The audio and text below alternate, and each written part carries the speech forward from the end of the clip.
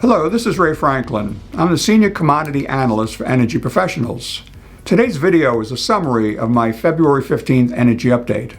But before discussing today's report, I want to give you a brief summary of my January 18th energy update. In that report, I said if the EIA's 2021 supply-demand estimates were correct, it will result in structural imbalances and validate the EIA's forecast that natural gas prices would be higher in 2021.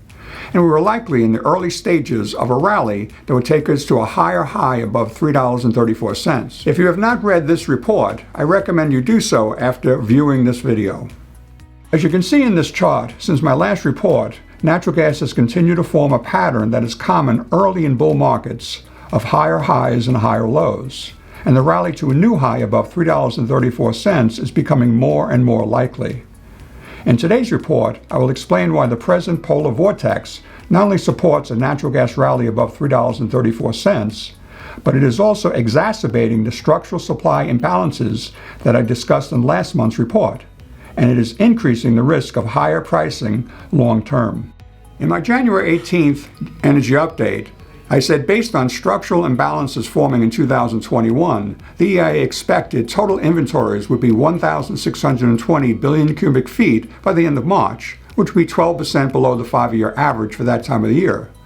But their estimate was based on average temperatures for that time of the year, and the polar vortex we are experiencing presently has increased demand for natural gas, and supplies are falling quicker than the EIA expected. This table is a summary of estimated supplies for the weeks ending February 5th through March 5th, and it's compared to the 5-year average based on NOAA's present weather forecasts.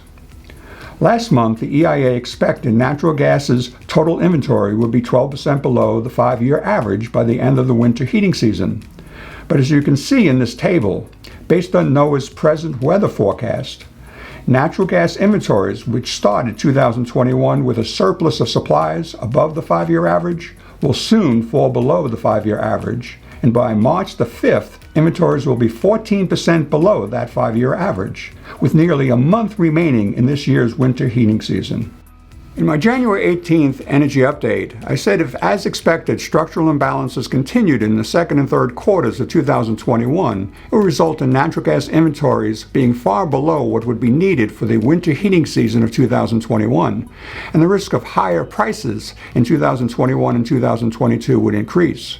Clearly, natural gas ending this winter's withdrawal season with less supplies than the EIA expected last month increases the risk of higher pricing for natural gas and electricity, both short and long term. But if you only looked at natural gas's 1-year chart in today's report, you may feel you missed your opportunity to secure a low rate.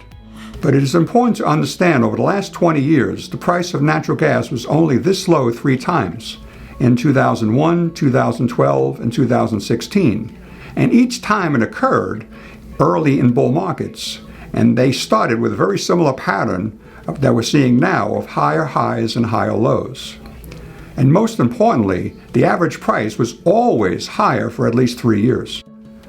Therefore, if you're not already protected, I trust today's report will help you appreciate why it is in your best interest to secure fixed natural gas and electricity rates at this time.